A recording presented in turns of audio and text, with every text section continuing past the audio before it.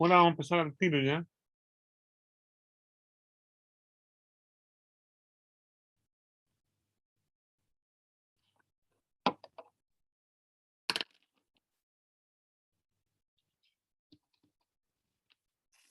Hola, ¿cómo están? Voy a empezar al tiro. Estamos viendo el sólido rígido.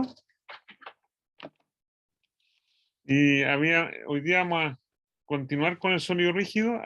Le había enseñado a calcular centro de masa, le había enseñado a calcular momentos de inercia, habíamos definido el momento de inercia. Y hoy día el objeto principal de la clase de hoy es deducir la ecuación de movimiento en el centro de masa para el sistema de muchas partículas. Entonces, lo primero que voy a hacer, les voy a recordar, son los teoremas de descomposición que habíamos visto. Entonces, recordemos los teoremas de descomposición, que tienen muchos nombres en esta parte. Yo les voy a dar todos los nombres que tienen de descomposición. Eran dos. Uno era que la energía del sistema se podía descomponer como la energía del centro de masa, más la energía con respecto al centro de masa. Y la segunda era que el momento angular de todo el sistema con respecto a un punto O se podía escribir como el momento angular del centro de masa con respecto al punto O más el momento angular con respecto al centro de masa. Y quería gastar los primeros minutos en tratar de escribir esta parte, el momento angular con respecto al centro de masa, en forma simple. Nosotros habíamos visto que el K del centro de masa es lo que uno espera que sea. O sea, es un medio de la masa del cuerpo por la velocidad del centro de masa al cuadrado. Y nosotros también habíamos visto que el K con respecto al centro de masa, eso lo vimos en la clase del miércoles, se puede escribir como un medio del momento de inercia con respecto al centro de masa por omega cuadrado, por la velocidad, si el sistema está rotando. Y el I del centro de masa, para un sistema de partículas, habíamos visto dos fórmulas. Primero, para un sistema discreto de partículas, y decíamos que no nos va a usar, no vamos a usarlo tanto, era la integral de I1 hasta n partículas, de la masa de la partícula diésima, por las distancias d sub i al cuadrado, o ρ sub i al cuadrado, en que d sub i es la distancia de I, de la partícula I, al centro de masa, o desde desde el centro de masa hasta I. También lo llamaba ρ sub I cuadrado, o sea, el d sub I era el ρ sub I, la distancia. Y eso lo vimos en forma integral también, como la integral doble, ¿ya? Sobre el sólido rígido, sobre toda la superficie del sólido rígido, por la distancia lo que llamábamos ρ sub I al cuadrado, ρ cuadrado por dx de I y por la densidad de masa, lambda. Entonces, lo que habíamos visto es que lambda, a lo mejor no lo voy a llamar, lo llamaba ρ sub 0, pero estaba usando, bueno, a lo mejor llamémoslo ρ sub 0 la densidad de masa. Entonces, ρ sub 0 es la densidad de masa,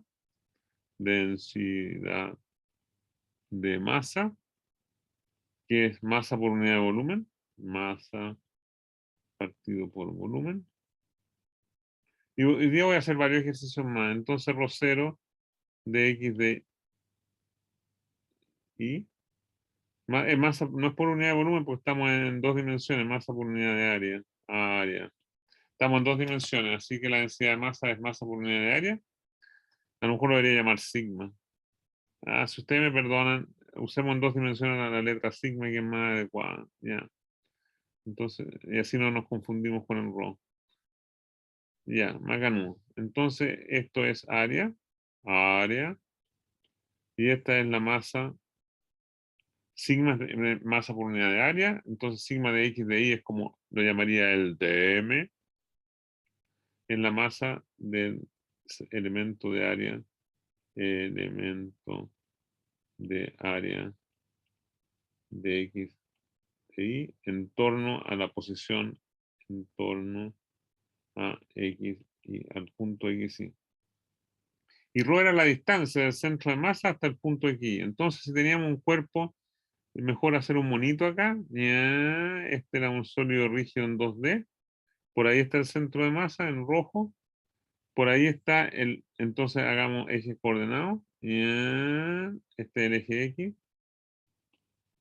Ya, este es el eje Y. No me quedó muy bien, pero este puntito lo ponemos más gordito así y no me queda, pasa piolita.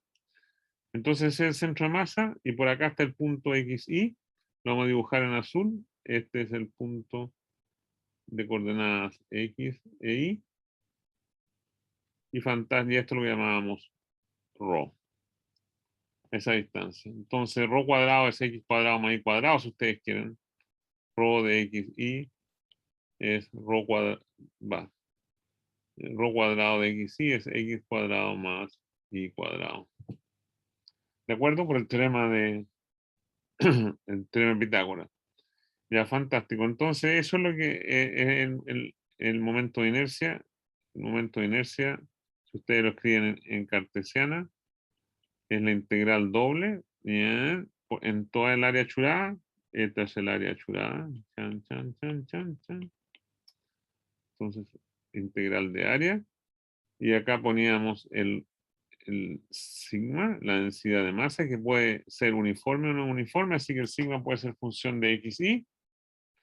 Y por X rho cuadrado, que es X cuadrado más Y cuadrado de X de Y. Y vimos un ejemplo en particular, vimos el Y de la varilla. Vimos un ejemplo en particular, vimos el Y del centro de masa de una varilla. Hoy día voy a ver varios más. Y eso vimos que era 1 partido por 12, la masa de la varilla por el largo de la varilla al cuadrado. Entonces, si tenemos una varilla homogénea, tengo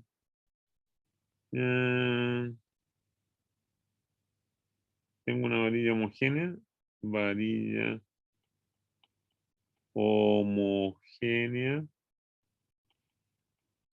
de largo L y masa M. Su I está dado por esa expresión de arriba. Y el centro de masa, por supuesto, está en el centro de la varilla, está en L medios. Así que esto es L medios, esto es L medios, esto es el centro de masa. Y eso lo calculamos con todo detalle la vez pasada. Hoy día voy a calcular algunos otros momentos de inercia. Este es el único que hemos calculado de un sólido continuo, pero voy a calcular unos 2 o 3 más. Bueno, lo que quería prestar atención ahora, entonces, habíamos dicho que el K con respecto al centro de masa se podía escribir súper fácil como un medio del momento de inercia con respecto al centro de masa por la velocidad angular al cuadrado. Y eso es súper simple, se fijan, tiene una pinta que no se la puede, muy parecida a la expresión para la energía cinética del centro de masa. El un medio está en todas estas partes, así que el un medio es fácil de acordarse. Después hay un término que toma en cuenta cuánto cuesta mover al sistema, que es la masa, por la velocidad del centro de masa al cuadrado. Esa es la energía del centro de masa. La energía del centro de masa es un medio por la masa por la velocidad del centro de masa al cuadrado. Fantástico. Y ahora eso para que determina la energía cinética asociada a la traslación. Movemos hacia arriba, hacia abajo, hacia la izquierda o derecha. Y en cambio para rotación, roto, es un medio I por omega cuadrado. Entonces el I, que es una cantidad positiva, ¿ya? Toma en cuenta cuánto cuesta rotar el cuerpo. Es la inercia de rotación del cuerpo. Y asociado, y en vez de la velocidad del centro de masa, tenemos la velocidad angular. Así que desde el punto de vista de ocupar en el cerebro cuánta información se ocupa, esto está en el mismo bit que la energía cinética del centro de masa. Así que un medio mv cuadrado y esto es un medio i omega cuadrado. Se parece súper alto. ¿Ya? Y la única diferencia es que obviamente el i tiene unidades de las unidades de I, no son masa, sino que son kilo por metro al cuadrado. ¿Ya? Tiene unidades de masa, m por rho cuadrado. Entonces, esas son las unidades. Pero metro cuadrado por la velocidad angular al cuadrado tiene unidades el ómega tiene unidades de radianes partido por segundo al cuadrado, o sea, 1 partido por segundo al cuadrado. Así que tiene la misma unidad, todo esto tiene la misma unidad de energía cinética, un medio, velocidad, masa por velocidad al cuadrado.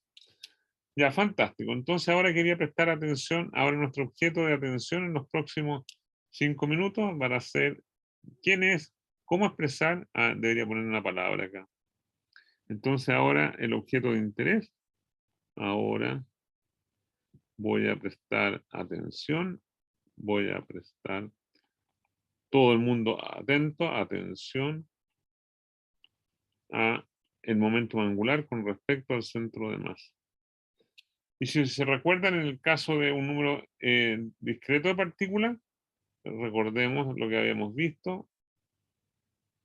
Hasta ahora habíamos visto el L con respecto al centro de masa para un sistema de partículas. Era la sumatoria desde I igual 1 hasta N. Y aquí poníamos el R sub I', el vector que iba desde el centro de masa hasta el punto I. Y aquí poníamos el momento, o sea, ponemos el momentum lineal, que sería la masa E sub I por la velocidad R sub I', punto. Esto lo llamábamos el equeco. R sub, esto me quedó muy bonito ahí.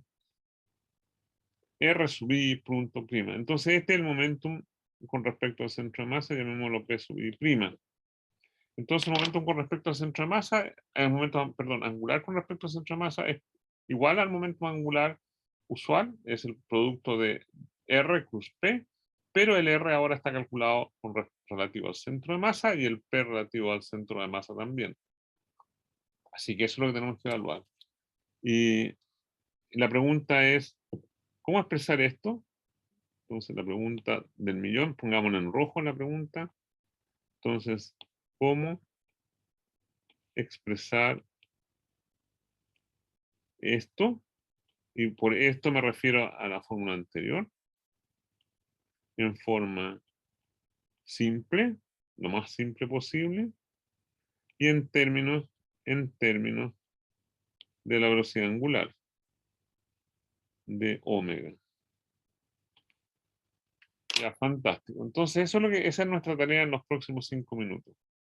Y vamos a hacer la siguiente convención para que todo sea más fácil. Entonces, para facilitar las cosas, facilitar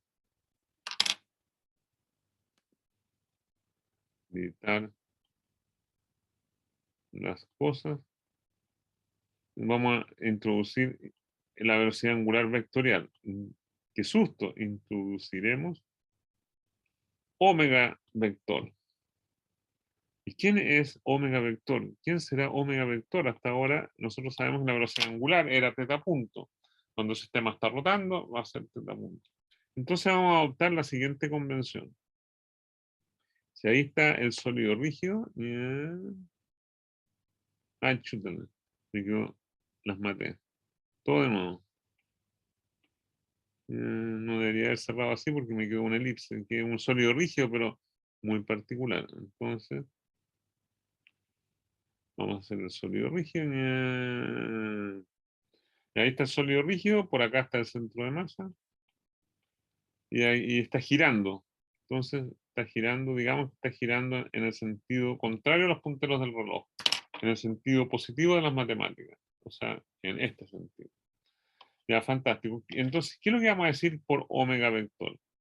Entonces, vamos a llamar al vector K que sale del iPad, porque sale de la pizarra.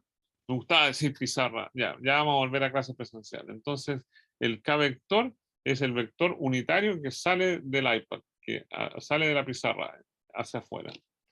Entonces vamos a definir la velocidad angular vectorial. Esta es una definición que vamos a hacer. Vamos a definir el omega vector como omega, la magnitud de la velocidad angular, S niño, por K. ¿Ya? Entonces, y de acuerdo a la regla de la mano derecha. Entonces, en esta fórmula, que es media tonta en 2 dimensiones, pero es súper importante en más dimensiones, el omega tiene 2 partes incorporadas. Tiene una magnitud, que es realmente lo que llamábamos velocidad angular antes. El omega es radianes por segundo. Eso es lo que está en el omega. De ahí, en la magnitud del omega vector. Y el k vector es, no, decide, ilustra cuál es el eje de rotación. En este caso, el objeto está rotando con respecto a acá, ¿se fijan? Entonces, el objeto rota con respecto a acá, y de acuerdo a la regla de la mano derecha, el sentido en que me está rotando, si pongo el pulgar a lo largo de K, así como ustedes me ven, entonces si pongo el pulgar a lo largo de K, el sentido de rotación del cuerpo es a lo largo de los otros 4 dedos, de acuerdo a la regla de la mano derecha. Entonces vamos a poner acá, de acuerdo a la regla de la mano derecha. Profe, ¿Sí? lo que pasa es que estoy un poco confundido hasta el momento con esto, porque partimos con que teníamos este cuerpo con ese centro de masa que estaba ahí dibujado. Y ¿Ya? después está la flecha que indica la velocidad angular. ¿Ya? Hasta ahí lo seguí bien, pero después lo que hizo con este vector que sale de la pantalla, eso no lo entendí, porque no sé, ese no sería el vector velocidad, sería otro vector, ¿o no? No, no, estoy para facilitar, a ver, hasta ahora no he hecho nada, así que no debería estar confundido, pero para facilitar los cálculos que voy a hacer ahora, voy a introducir una velocidad angular vectorial. Eso es todo lo que vamos a introducir este niño, el omega vectorial. Y hasta ahora estoy tratando de definirlo. ¿Cómo lo vamos a definir? En el caso simple, en que tengo el sólido rígido en 2 dimensiones, vamos a definir omega como el eje de rotación. ¿Te fijas que cuando estoy pensando en el sólido rígido que está dibujado ahí, el cuerpo está rotando en el iPad con respecto al eje perpendicular al iPad? ¿Te fijas? O con respecto a la pizarra. Yo estoy rotando. Mírame cómo estoy yo acá con las manos.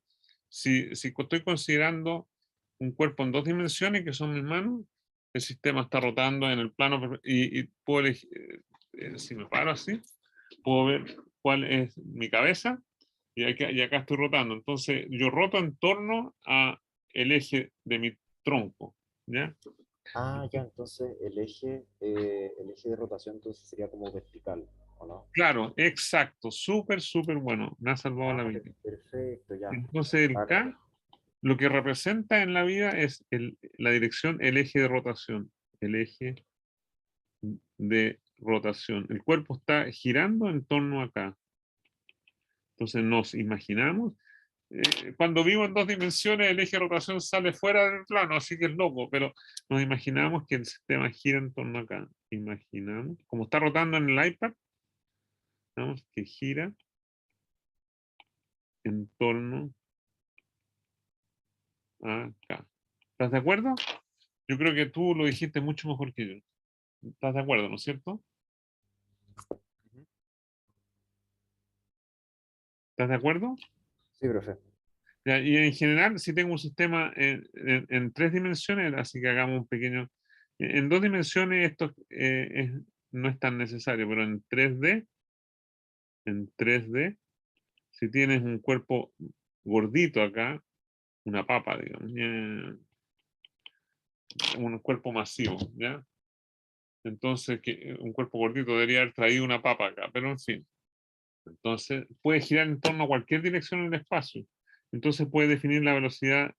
Ahí tiene sentido todo lo que estoy haciendo, porque puede estar girando en torno a ese eje, llamémoslo n el eje, y está girando en torno a ese eje con velocidad angular alrededor de eso, ¿ya? Y la velocidad angular vectorial va a ser omega por n, ¿ya? Y eso es súper importante cuando algunos de ustedes van a ver un curso más allá del dinámica que estoy viendo en 3 dimensiones, van a ver que la velocidad angular es la magnitud del giro por n, por el eje de rotación. Y en el caso de 2 dimensiones, el eje de rotación es fome, fome, fome, es siempre k. ¿Estás de acuerdo? Es que ahora me confundí un poco de nuevo. Mira, voy a prender la cámara para Ya, explicarme un poco mejor. Eh, ya. ¿Se ve, profe? ¿Sí? Ya, pasa que lo que estoy entendiendo, por ejemplo, ya, si este fuera nuestro cuerpo, el que está arriba, y este fuera el Ya. centro de masa, el vector K Espérate, estaría no, apuntando no hacia... veo la cámara, no sé Ah, ya, dónde. Ah, espérate, ahí lo vamos a ver. Y ahí te veo, sí. ya. Entonces lo que entiendo es que ya, si este fuera nuestro cuerpo, ¿Ya? el vector K estaría saliendo hacia acá, Ya, como este sí. lápiz. Eso, exacto. Entonces el cuerpo estaría girando así, ¿o no? Eso. Ah, ya, ok. Pero ¿Ya? entonces, Pero puede girar, pero cuando estoy en 3 dimensiones, no solo puede girar así, sino que puedes girar el cuaderno así o así. ¿Ya? Hay 3 direcciones en las que puede girar, ¿te fijas? pero no entiendo entonces cómo el vector que indica la No, pero velocidad. mira, tengo un cuaderno, tengo una revista acá. ¿Ya? ¿Ya? Entonces, ¿la ves? Entonces yo puedo girar así, ¿ya? Y el eje Z sería saliendo de apuntando hacia ti, digamos, ¿ya? Si giro hacia así. Pero también puedo girar así, ¿ya? Con respecto al eje X, o con respecto al eje Y, ahí en ese caso, o con respecto al eje X, ¿ya? O puedo girar en torno a cualquier eje, en cualquier dirección. O sea, no necesariamente en 2 dimensiones, ¿ya? Sino que puedo girar así, puedo girar en torno a cualquier eje. Un eje curvo acá. Entonces, este sería mi eje y puedo girar así. Siempre en 2 dimensiones, pero perpendicular a cualquier dirección del espacio. Ya, lo que pasa es que, por lo menos a mí lo que la intuición me dice es que el vector que indica el eje de rotación y la velocidad angular deberían ser ortogonales, o Eso. por lo menos O sea, no, tener a ver, una... lo que son ortogonales es que si tengo el eje de rotación ahí y yo estoy girando, o sea, el giro se produce en la dirección ortogonal al vector n, ¿ya? Eso estoy totalmente de acuerdo contigo, Vicente. O sea, el giro se produce en la dirección perpendicular al vector n. El vector n es el lápiz del iPad acá. Y entonces se produce así. Y lo que estoy asociándole a esa rotación tiene estoy girando en torno al eje n y en una cantidad omega. Omega sería el número, la velocidad angular, o sea, teta punto con respecto a ese punto.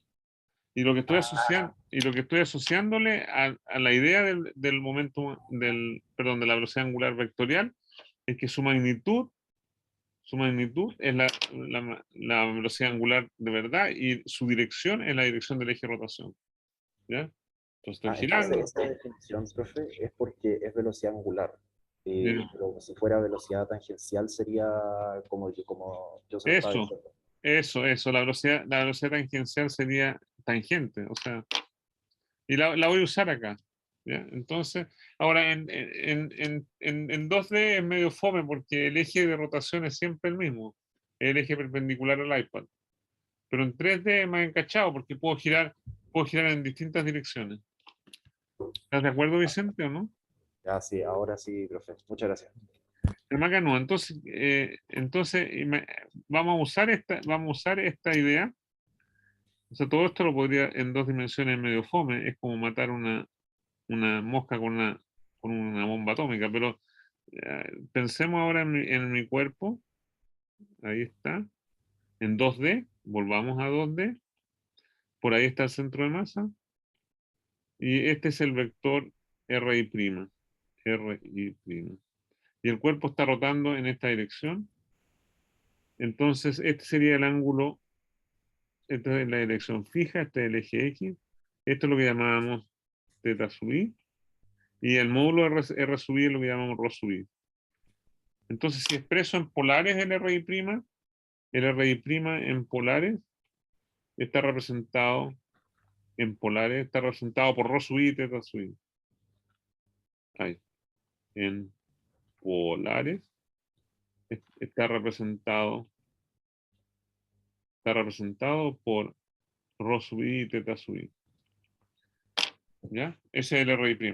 ¿ya? El vector posición, sería la partícula IS. Y ahora el niño lo que hace, su velocidad, es como tú dices, es tangencial acá. Entonces, esta es la dirección θ sub i, y esta es la dirección ρ sub i. Y por supuesto el K es perpendicular a la pizarra. ¿Ya? ¿Estás de acuerdo, Vicente? Entonces, nosotros sabemos que el R sub i prima, entonces ahora en polares,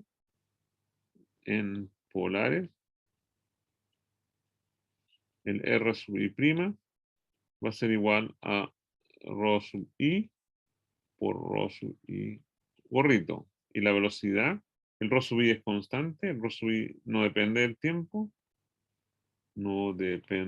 del tiempo, porque es un sólido rígido y el niño está haciendo, simplemente está escribiendo un círculo de radio ρ sub i en torno al centro de masa. Entonces este niño está describiendo un círculo de radio ρ sub i en torno al centro de masa. Y el V sub i, entonces, como ustedes saben, el V sub i, perdón, lápiz negro, el V sub i prima sería el R sub i prima punto, y eso va a ser ρ sub i por θ sub i punto por θ sub i. Y este niño, lo que dijimos, todos van al compás, los θ sub i son distintos, pero todos los θ y su punto son omega. ¿Ya? Entonces, el R sub i era ρ sub i por ρ sub i, y el V sub i prima va a ser igual a ρ sub i por omega θ sub i. ¿De acuerdo? Ya, fantástico. Entonces ahora fíjate lo que pasa. Entonces tenemos en el momento angular con respecto al centro de masa, el momento angular con respecto al centro de masa era esta expresión de ahí arriba. ¿Ya? Entonces tenemos que calcularlo. Entonces, pero el momento angular con respecto al centro de masa era la sumatoria desde i igual a 1 hasta n en el caso discreto del vector r sub i prima, esto es r sub i prima, perdón, por m sub i por r sub i prima punto. Que este niño es r sub i prima punto. Y si los calculo, este niño va a ser la sumatoria desde i igual a 1 hasta n. El r sub i prima dijimos que era ρ sub i por la dirección ρ sub i por m sub i por ρ sub i omega θ sub i. Y ahora viene una pregunta por un 7 final en el ramo. Entonces, esto puedo juntar. Hay dos preguntas, digamos. Entonces, ¿quién es, por un 7 final en el ramo, quién es ρ sub i cruz θ sub i? ¿Ya? Miren el monito de arriba. En el monito de arriba, ρ sub i y θ sub i son los vectores rojos. Este niño es ρ sub i, este niño es θ sub i. ¿Cuánto es el producto externo, el producto cruz, entre ρ sub i y θ sub i, por un 7 final en el ramo? ¿Ya? ¿En qué dirección apunta el producto externo entre ρ sub i y θ sub i? Ya, Magdalena dice K, fantástico, estoy de acuerdo con Magdalena, el K está apuntando en esta dirección. Magdalena tiene un 7 final en el ramo. Y Raimundo dijo menos K, pero Raimundo, arregla la mano derecha, voy desde ρ sub i hasta θ sub i. Voy desde ρ sub i hasta θ sub i, así que está saliendo del iPad. Así que Raimundo es más K. ¿Estás de acuerdo, Raimundo, no? No, no le cortamos la cabeza a nadie. No sería Rafael Benguria si le corto la cabeza a alguien. Así que no le cortamos nada la cabeza. Es súper bueno que Raimundo participe, ¿ya? ¿Ya? Fantástico. Así que Raimundo también tiene un 7 final en el ramo. Es un pequeño error de cálculo. Yo he hecho muchos más errores de cálculo que eso. Ya, gracias. Entonces, ρ sub i, θ sub i es K unitario, ¿ya? Y entonces nos queda la suma, el L con respecto al centro de masa, va a ser igual a la sumatoria desde i igual a 1 hasta n de m sub i, ρ sub i cuadrado. Y dijimos que rho sub i cruz teta sub i era, ahí hay un omega t y hay un k. Entonces estamos súper bien. La primera parte, ¿quién es este niño? La sumatoria de los m sub i rho i cuadrado. ¿Quién es? ¿Quién es la sumatoria de los m i rho i cuadrado?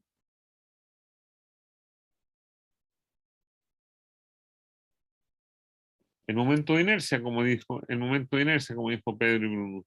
Entonces este es el I del centro de masa. Ya, ¿y quién es W por K? ¿Quién es ese niño? Vicente, ¿quién es W por K? Esa era la velocidad angular, como el vector. Velocidad angular. Entonces la respuesta final es que el L con respecto al centro de masa lo podemos escribir como el I sub Cm por omega. ¿Ya? Ya. ¿Y a quién se parece súper harto esa expresión? ¿A quién se parece súper harto una inercia por una velocidad? ¿A quién se parece súper harto? Desde el punto de vista de mi cabeza, yo tengo una cabeza limitada, entonces tengo que usar Martín, súper bien, se parece al momentum. Entonces es análogo a momentum, el momentum lineal. Lineal. Cuando teníamos el momentum lineal, espérate, Borja, a ti no te contesto, estoy viendo lo que dijo Martín recién. Entonces, el momentum lineal es m por b, una inercia por una velocidad, y ahora en este caso el L con respecto al centro de masa va a ser igual al I sub centro de masa por omega. Entonces, son súper desde el punto de vista de bits en mi cabeza, el momentum es m por b, una inercia por una velocidad. El momentum con respecto al centro de masa es I por omega, una inercia por una velocidad, en este caso angular. Así que desde el punto de vista de la cabeza, el P y el L tienen la misma estructura, o sea, no son iguales. Ahora Borja pregunta, ¿y qué pasa con la dirección? Borja, te tengo malas noticias, estamos en 2D, entonces tanto el L del centro de masa como el L con respecto al centro de masa, los dos tienen dirección K. Este tiene, en 2D esto es paralelo acá, y esto también es paralelo acá, ¿te fijas?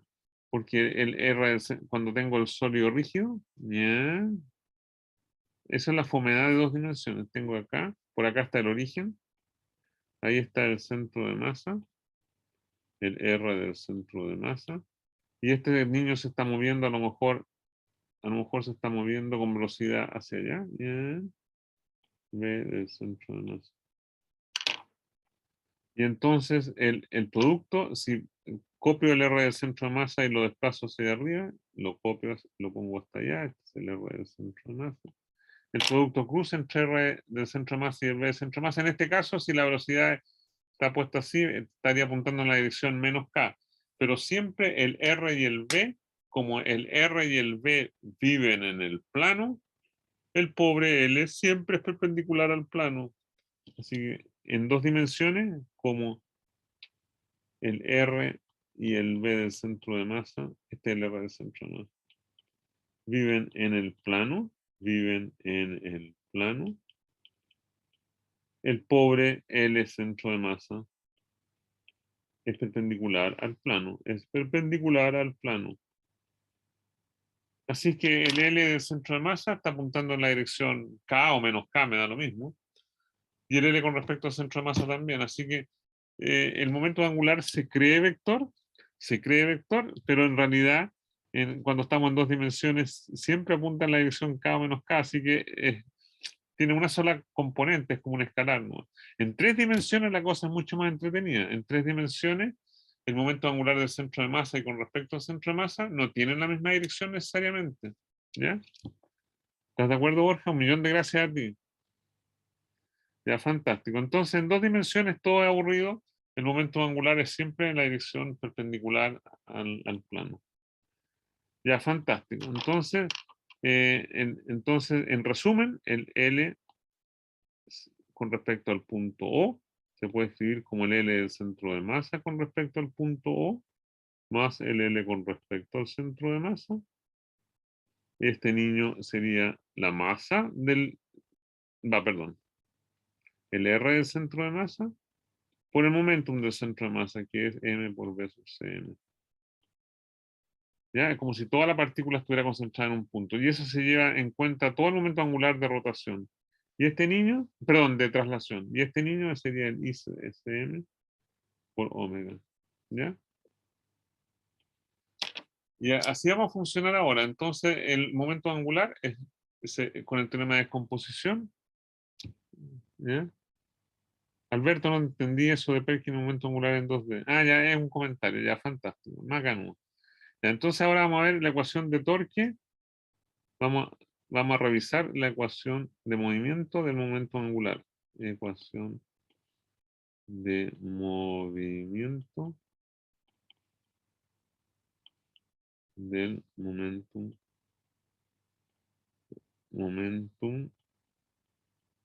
angular. Angular.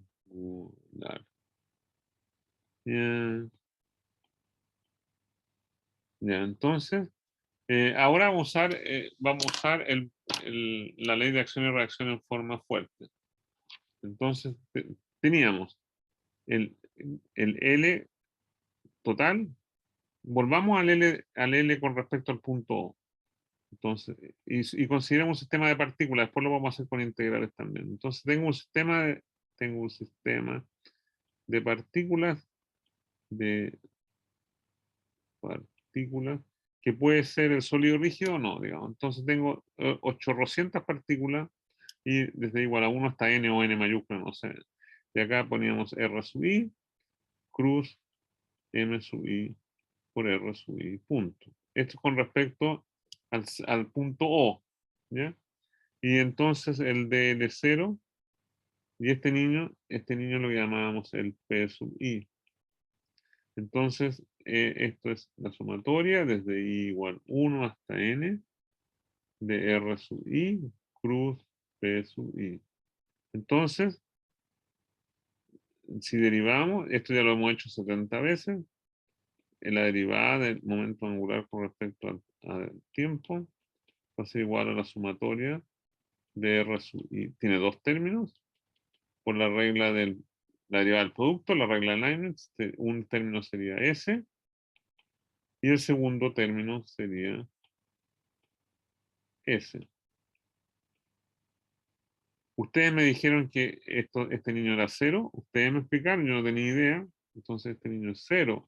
¿Por qué es cero? Porque R sub, ay, R sub i punto es paralelo a P sub i. El P sub i está en la dirección de R sub i punto. El P sub i es proporcional a la velocidad. Así que la velocidad es paralela a V, entonces ese término es siempre cero. Ay, acá me faltó una flechita. Ya, Macano. Y este otro niño, esto es la fuerza por la regla por Newton, esto es F sub, la fuerza que está actuando sobre I. Ya, fantástico. Entonces, esto es la segunda ley de Newton. Segunda ley de Newton. Ya, fantástico. Entonces, de L0 a dt no es otra cosa que la sumatoria de R sub i cruz F sub i. La suma de los torques que están actuando sobre la partícula. Pero el F sub i, perdón, ¿qué pasó con la masa? No entendí, Bruno. Bruno, no entiendo la pregunta. Así que adentro del momento. La masa está justo ahí, dentro del momento. Ya, gracias. Ya, no, súper bueno, Bruno. Ya, entonces, ahora nosotros decíamos, teníamos una regla. El FI estaba compuesto con como los FI externos, más la suma de los J igual a 1 hasta N de las fuerzas que hacen J sobre I. Siempre poníamos al I primero y el que estaba haciendo la fuerza segundo y acá J, por supuesto, J distinto de I. Entonces, si hacemos eso, esto ya lo hemos hecho 70 veces, dcl0 a dt va a ser igual a la sumatoria de los R sub i cruz el F sub i externo, desde i igual a 1 hasta n, más un término que sería la suma de R sub i cruz, la suma las puedo dejar las dos afuera, ay, acá no, entonces vamos a dejar las dos afuera, entonces sumamos sobre i y sobre j, y con j distinto de i, harta decoración ahí, y aquí hacíamos R sub i cruz F sub i, j. Ya, fantástico. Y vamos a hacer un truco, ¿ya? Vamos a hacer un truco súper bueno. Entonces, a este niño, mientras me remango las mangas para trabajar duro acá, podemos avanzar un poquito. Y a este niño le vamos a llamar el torque externo. Entonces, este, por definición, es el torque externo sobre el sistema con respecto al punto O. ¿Ya? ¿Y qué les tinca que va a pasar con este término, con el segundo término? ¿Qué va a suceder con ese término? ¿Tienen alguna sugerencia? Alex, no entiendo eso que va entre paréntesis. O sea, esto es toda una cosa junta. Alex, no entiendo tu pregunta.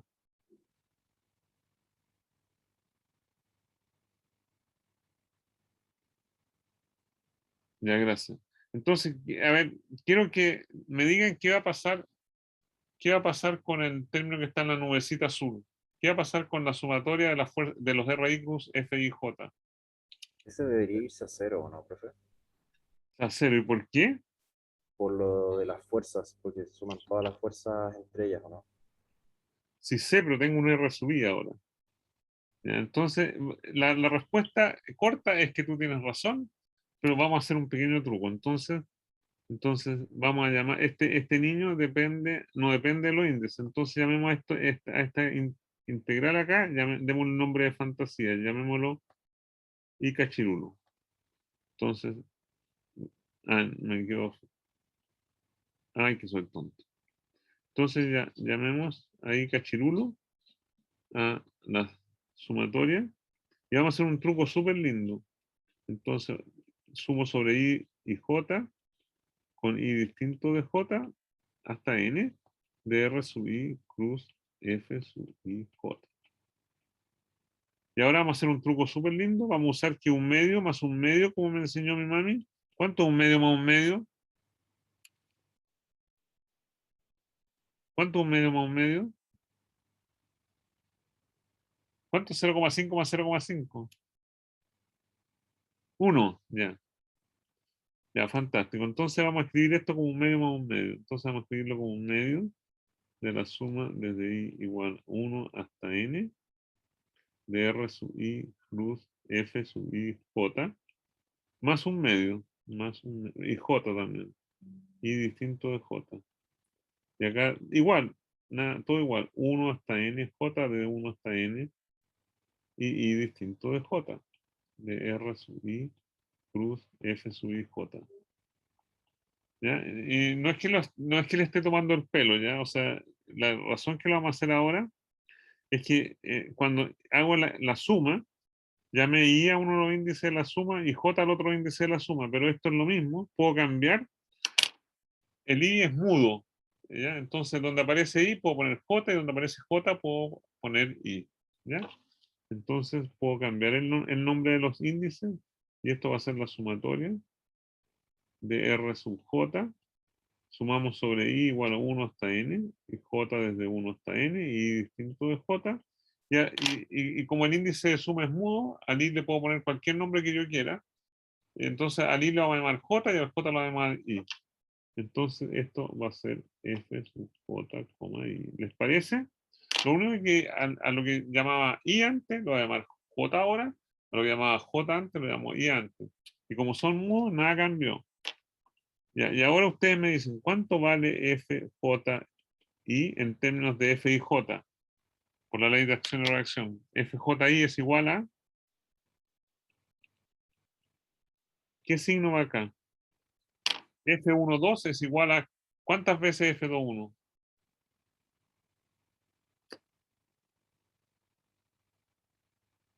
F3 menos 1. Bien, Ricardo.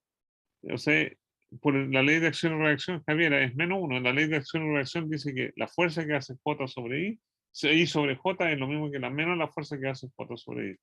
Esto es la ley. Entonces aquí pongámosle un pero.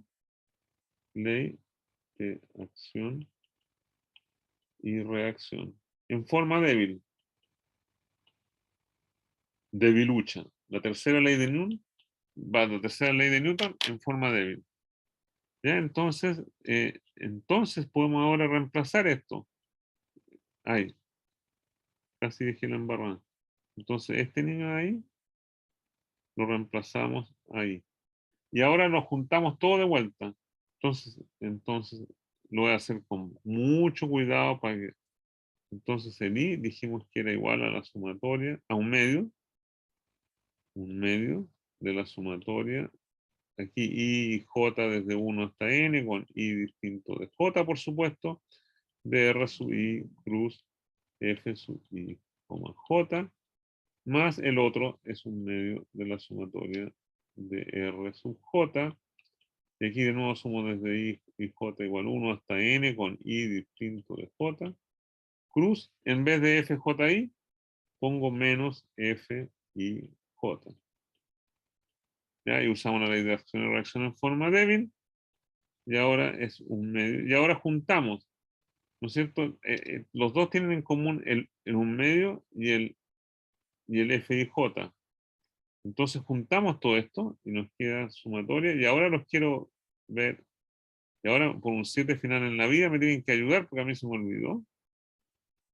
Y acá junto, entonces sería R sub I menos R sub J cruz F sub I, J. Y le vamos a poner una cajita, súper bonita la cajita. Cajita rojita. Ya, fantástico.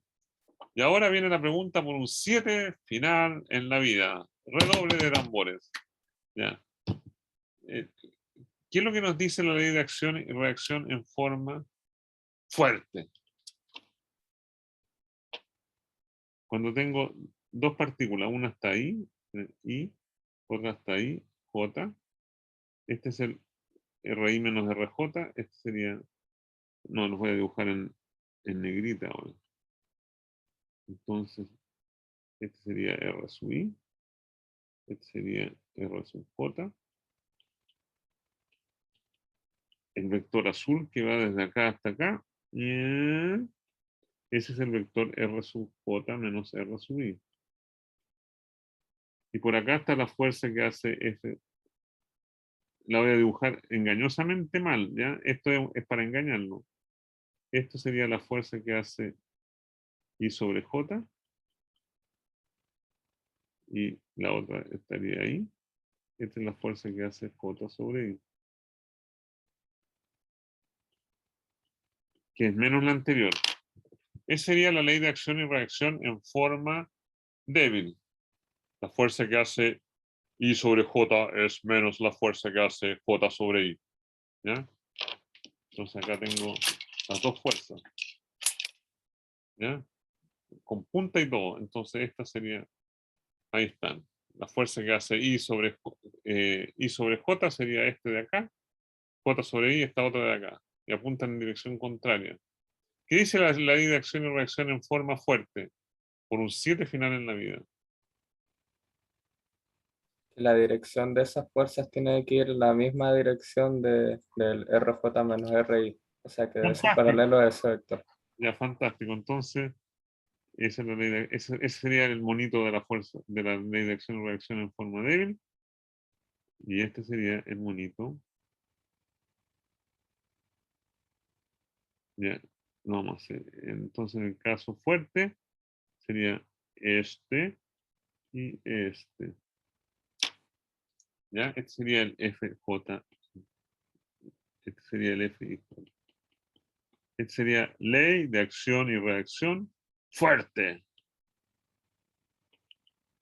¿Ya? Entonces, si tengo la ley de acción y reacción en forma fuerte, el FJI o el FIJ, como dices tú, es paralelo y tiene un 7 final en la vida, ¿ya? Entonces, es paralelo a RI menos RJ. Y si son paralelos, ¿qué me pueden decir ahora por un 7 final en la carrera? ¿Cuánto vale ese producto? Cada uno de estos productos. El RI menos RJ, cruz FIJ. ¿Cuánto vale RI menos RJ por FIJ, el producto exterior, cuando son paralelos? Cero, ¿Cuánto ¿no? vale? Cero, bien. Entonces, cada uno de estos es cero y la suma total también es cero. Porque son paralelos. Pero para que eso sea cero, es necesario la ley de acción y reacción en forma fuerte. Ya. Dicho en palabras simples, cuando le expliqué la ley de acción y reacción de Newton, yo me reía, pero no me puedo levantar tirándome el pelo hacia arriba. ¿Se fijan? O sea, sería como cómico que yo me tiro hacia arriba y me empiezo a elevar de la silla, ustedes se matarían de la risa. Y lo que dice la ley de acción y reacción en forma fuerte es que yo no me puedo hacer girar yo mismo, no puedo girar el cuerpo si yo mismo me hago un torque. ¿Ya? Si no hay los torques internos, no me pueden hacer girar a mí. Y eso es súper importante porque si no ustedes se matarían de la risa. Así que la ley de acción y reacción en forma fuerte nos dice que todo el término segundo se va y nos queda que en la ecuación de movimiento entonces es simplemente eso. Ya, fantástico. Entonces, en resumen, si se cumple la ley de acción y forma fuerte, que es postulado, entonces en resumen, la derivada de L0 con respecto al tiempo es igual a la sumatoria de R sub I cruz el F sub I externo desde I igual 1 hasta N. Y da lo mismo que sean un número discreto de partículas o el continuo, lo pasamos a un integral, ¿no? Y esa cajita nos costó un montón, así que la vamos a hacer con cajita doble. Y por supuesto no estoy en la pizarra, pero hacemos una tachuela igual. Ya, fantástico. Y ahora vamos a hacer algo súper encachado. Entonces ¿se podrá hacer algo parecido? Se podrá hacer algo análogo, algo similar con la derivada del L con respecto al centro de masa. Ay, perdón, me faltó el centro de masa.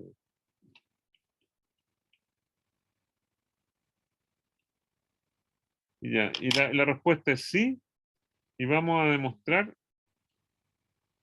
lo siguiente, vamos a demostrar la respuesta corta es sí. Y lo que vamos a demostrar es que el de momento angular con respecto al centro de masa de T es igual al torque externo con respecto al centro de masa.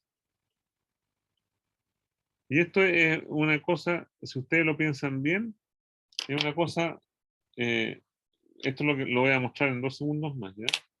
Eso es súper loco, porque esta ecuación de arriba es como el análogo de la ecuación de Newton para el momentum angular. La ecuación de Newton para el momentum es de P a dt igual a la suma de las fuerzas externas.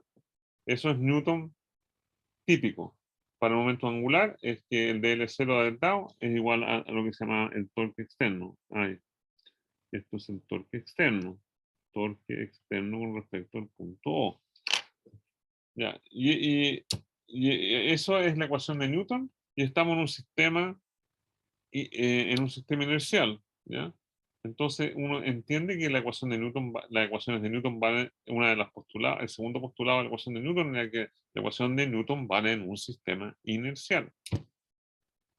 Y el análogo del momento vale también en un sistema inercial. Pero cuando el sólido rígido está moviéndose, el centro de masa puede estar acelerando y puedo estar en un sistema no inercial. Y igual vale, si estoy parado en el sistema centro de masa, también vale, a pesar de que estoy en un sistema no inercial. O sea, el momento donde el centro de masa puede estar acelerando.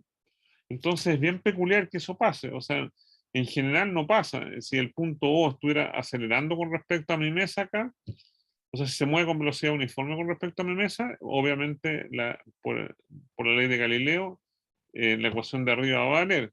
Pero si estoy acelerando, la ecuación de Newton no vale.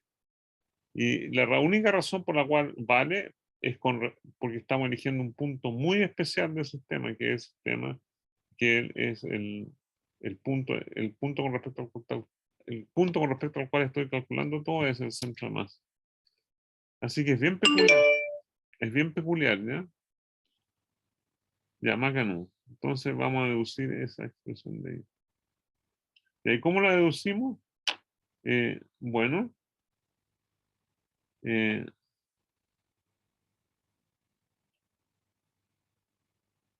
ya, entonces buscamos esa fórmula.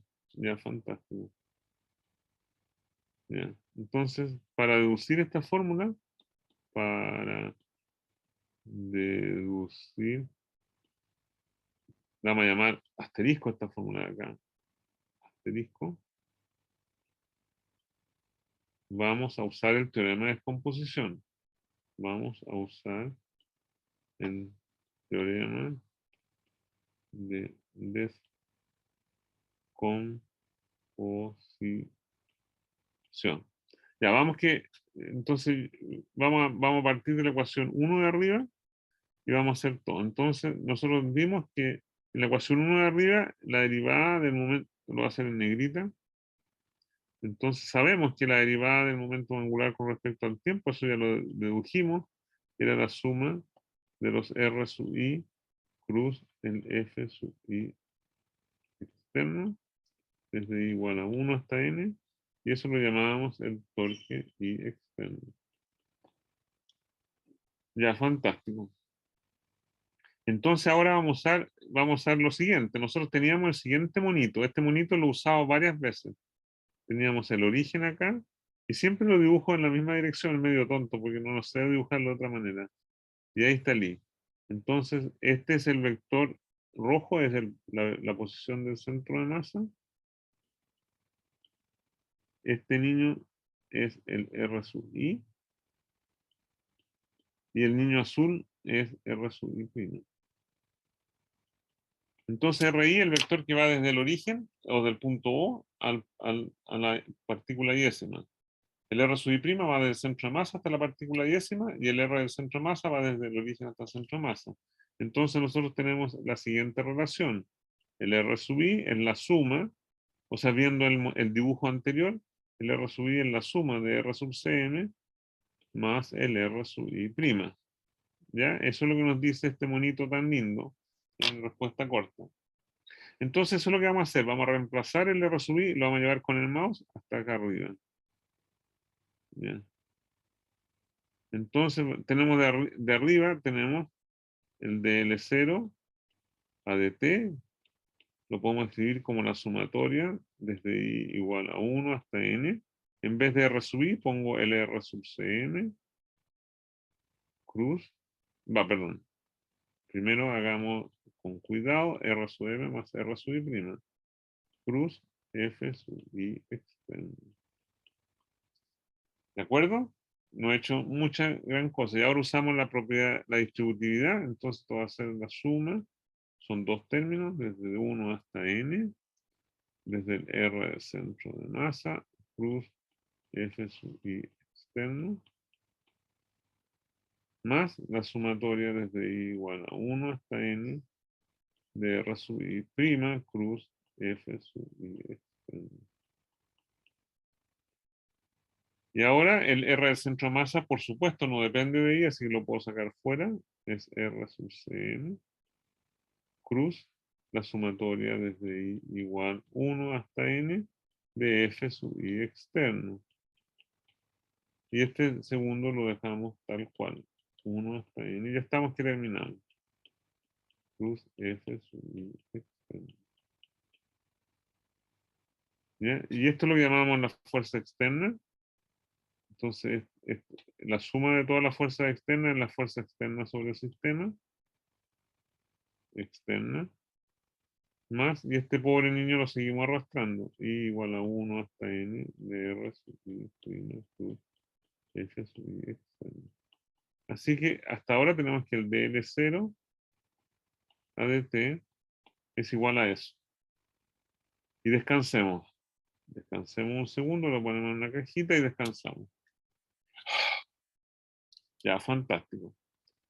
Pero ahora, por otra parte, nosotros sabemos que el L0 es el L del centro de masa con respecto a 0 más el L con respecto al centro de masa. Eso es el teorema de descomposición. Y derivándolo, igual sigue la descomposición. Si derivamos eso, va a ser igual a dn. Esto implica entonces esta expresión. O sea, la derivada es lineal, así que la derivada de la suma es la suma de las derivadas. Y estamos como avión. Y el L del centro de masa, fíjense, vamos a dejar una cajita también. A esta ecuación la vamos a llamar la ecuación 2. A esta ecuación la vamos a llamar la ecuación 3. Pero fijemos nuestra atención en el primer término, en el término rojo acá. El L del centro de masa con respecto a O es igual al R del centro de masa por el momentum del centro de masa. Y si derivamos la derivada del centro de masa con respecto a O, con respecto al tiempo, hay dos términos, serían el R sub Cm punto cruz P sub Cm más el R sub Cm cruz P sub Cm punto, que lo vamos a escribir como dP sub Cm dt. Y ahí de nuevo, por un 7 final en la vida, el primer término, ¿cuánto vale? ¿Cuánto vale el primer término, el azulito acá? ¿Cuánto vale ese niño? 0. 0, porque son colineales. Macanudo. Y este término sería el R sub Cm cruz la fuerza externa sobre mi sistema. ¿De acuerdo? Entonces, el D sub L del centro de masa con respecto a 0 del tiempo va a ser igual al RCm por la fuerza externa sobre mi sistema. Y esto lo pueden llevar ahí y comparar. ¿Ya? Entonces, el DLC sub CM0 con respecto al tiempo vale justo esto. Estos son iguales. Este niño es igual a este niño. ¿Ya? ¿Están de acuerdo? El primer término acá, chun chun, es igual a ese término de acá, como acabo de demostrar. Y estos niños, por supuesto, del lado izquierdo son iguales. Entonces, ¿cuál es la conclusión de todo esto? Si tengo dos expresiones para el DL0 ADT y el primer término de cada expresión son iguales. Entonces, ¿qué puedo decir de los segundos términos? Por un 7 final en lógica. ¿Qué puedo decir de los segundos términos? ¿Cómo se comparan este niño con este niño? La derivada del momento angular con respecto al centro de masa igual a suma de los torques o fuerza externa en realidad. RI' por FI externa. Ya tiene razón. Entonces, la gran conclusión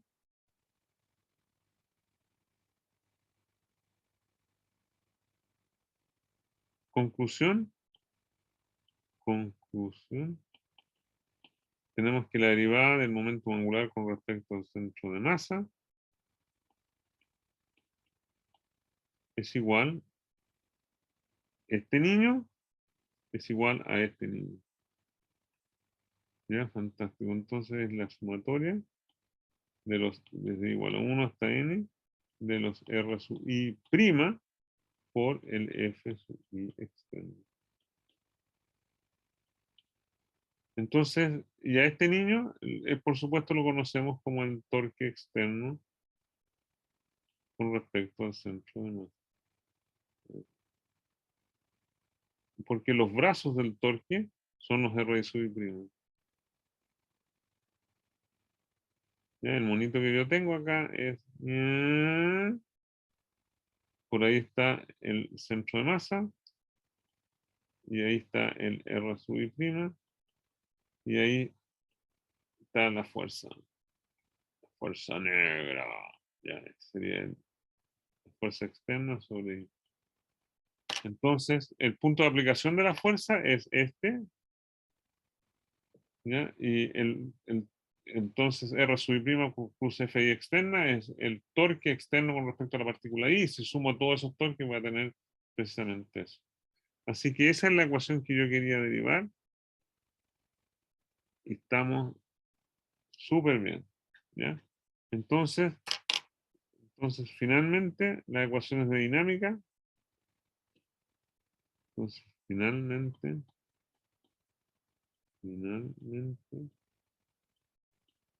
las ecuaciones dinámicas del sólido rígido, dinámicas del sólido rígido,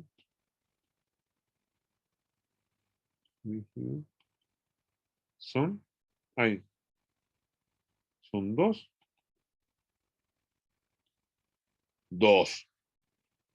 Entonces, ¿y cuáles son? Por un 7 final en el ramo. ¿Cuáles son las ecuaciones dinámicas del sólido rígido? ¿Cuánto vale la derivada del momentum del centro de masa con respecto al tiempo?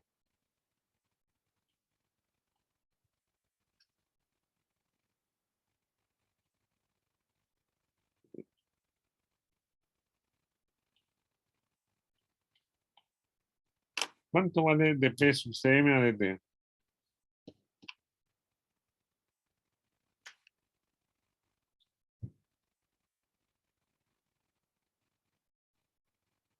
¿Quién hace cambiar el momentum del centro de masa?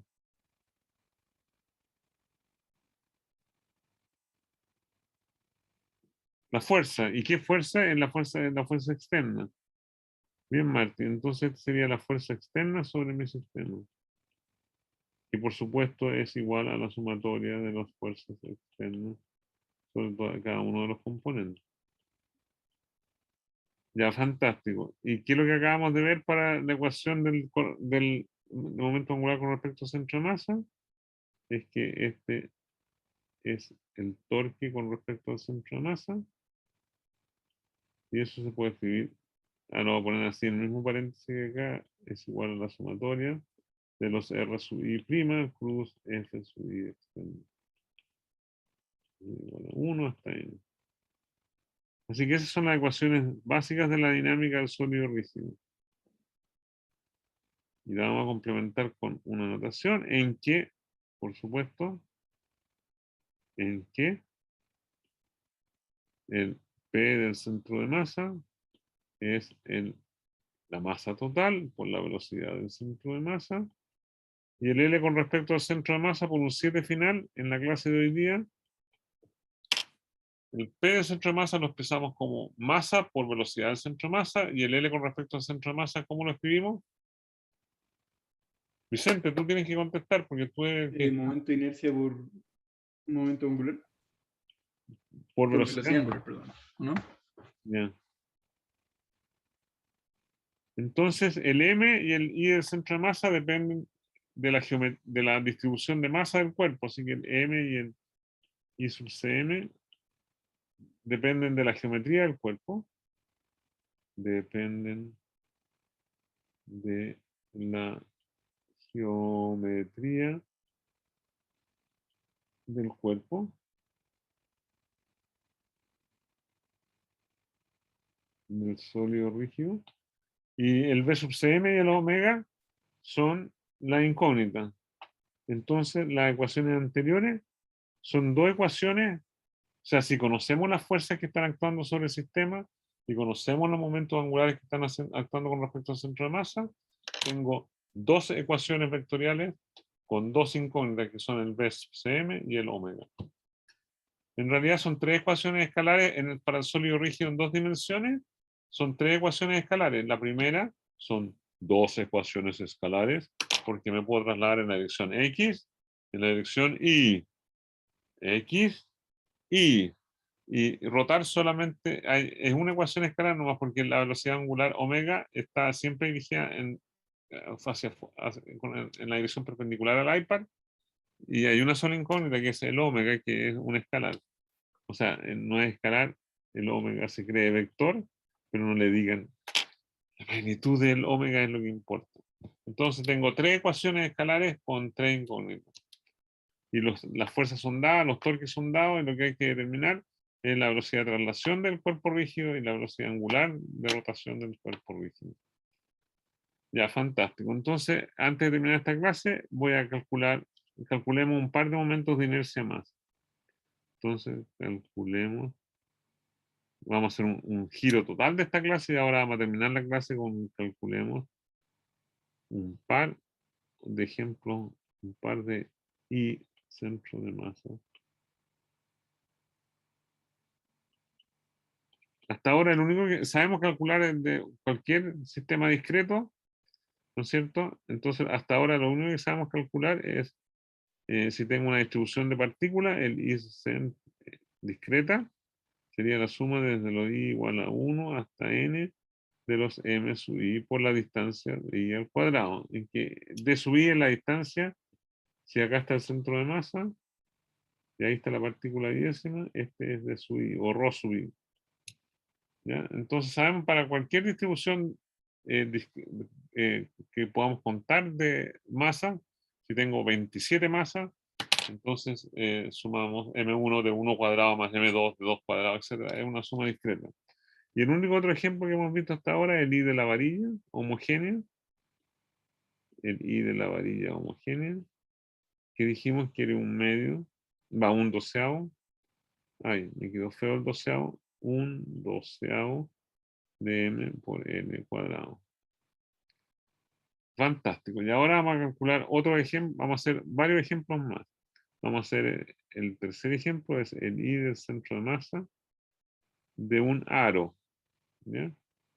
Aro homogéneo. Entonces, el aro homogéneo va a ser este cuerpo azul.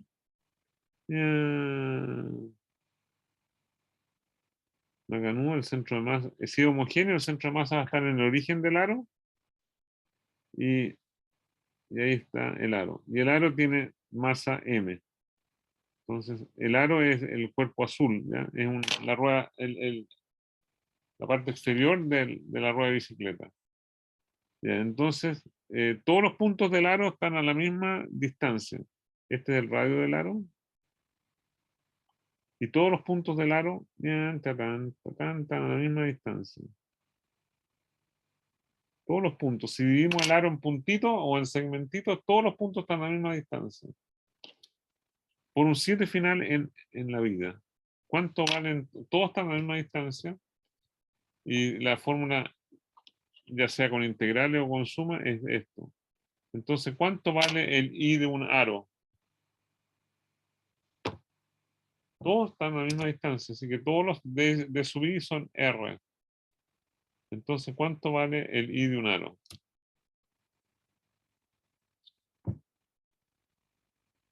MR cuadrado. MR cuadrado, fantástico. Si usamos la fórmula anterior, la sumatoria de los M sub I de I al cuadrado, todos los de I son R. Todos los de I son R. Lo puedo sacar fuera de la suma o de la integral, digamos. Entonces, SI va a ser igual a la sumatoria de los M sub I por R cuadrado. Entonces va a ser M, esto es M, por R cuadrado. Ya, fantástico. Ya tenemos 3 momentos de inercia. El de un sistema discreto de partículas, el de una varilla homogénea y el de un aro homogéneo. Deberíamos decir aro homogéneo. Homogéneo. Va. No hay el acento. Homogéneo. Ya, fantástico.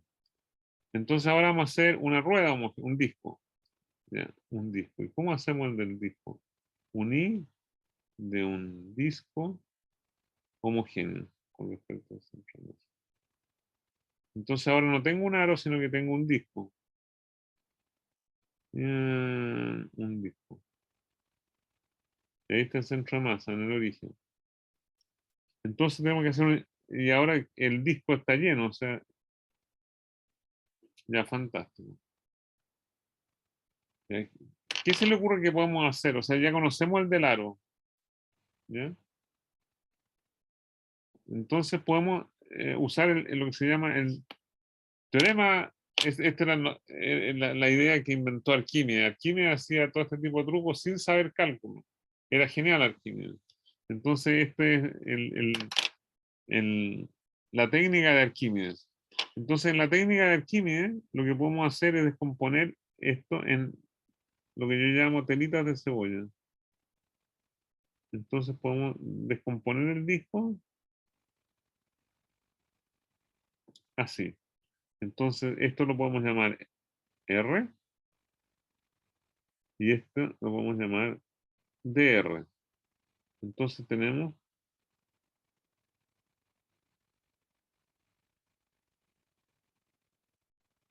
podemos descomponer el disco homogéneo, lo podemos descomponer como una superposición de aros. Entonces, el disco, seguimos, este es el método de Arquímedes, por lo demás. El método de Arquímedes, o de la telita de cebolla, prefiero llamarlo Arquímedes. Entonces, el disco es una superposición de aros de radio R y ancho espesor de R. Y R se mueve desde 0 hasta R mayúscula. ¿Están de acuerdo? Ya, entonces, si llamamos, ¿cuál es la densidad de masa del disco? El disco tiene masa M y radio R. ¿Ya? ¿Cuál es la densidad de masa del disco? Por un 7 final en geometría. Es masa por área. ¿Cuánto vale el área de un disco? La masa es M. ¿Y el área de un disco cuánto vale? Un disco de radio R, ¿cuánto tiene de área? Y por R cuadrado. Bien, macanudo. Entonces esa es la densidad de masa. Y ahora la masa del aro, la masa del aro, llamémosla dm, ya, va a ser la densidad del aro por la superficie del aro. ¿Cuánto es la superficie achurada del aro que está ahí arriba?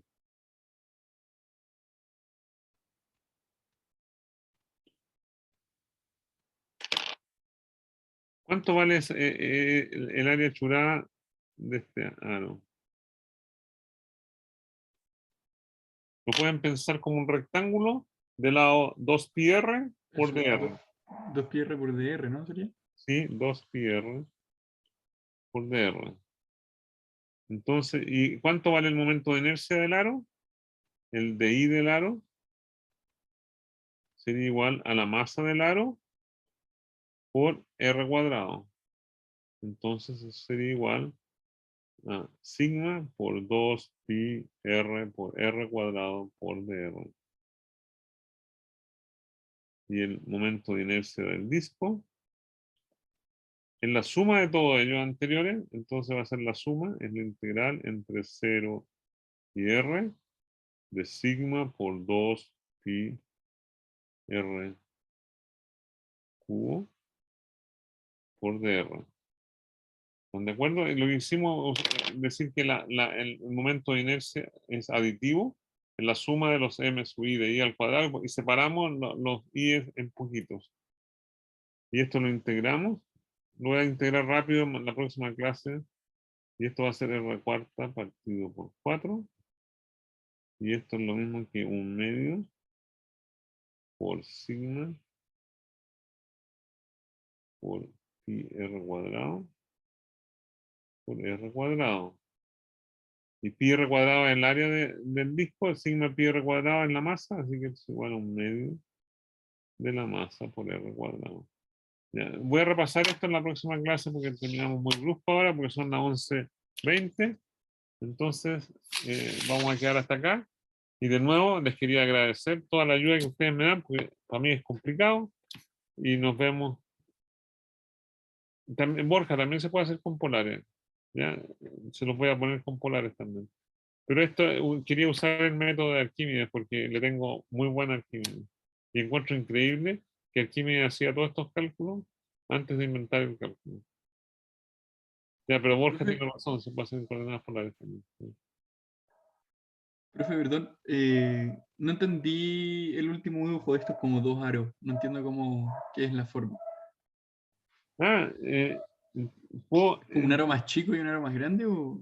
no, o sea, este es el disco es la superposición, puedo poner aros uno al lado del otro, en telita de cebolla. O sea, el disco es un aro, otro aro, los pego todos. Por eso lo llamo telita de cebolla. Cada aro está rotulado por el R chico y el R chico se mueve desde 0 hasta R. ¿Ya? Entonces calculo este aro, Ah, es como un disco rellenito entonces. es un disco rellenito. ¿Ya? Ah, ya, perfecto. Y después le pongo ese, y después le pongo ese, y después le pongo ese, ese y ese. Y lo lleno todo. Yeah, ¿ya? Pero lo considero como superposición de telitas de cebolla de aro. ¿Ya? Perfecto. Y, profe, otra duda. ¿Ya tiene información sobre el examen? Ah, no, Si es que quería va- preguntar. Ya, y normalmente se hace a las 6:30 en la no tarde sé, o se hace temprano. te puedo pedir un favor? ¿Me ¿Sí? puedes mandar un email hoy día al tiro para que no se me olvide? Perfecto. Y yo averiguo con los otros profes, porque me tengo que poner de acuerdo con todos los profes. Así que mándame un email al tiro, ¿ya? Ya, perfecto. Ya, perfecto.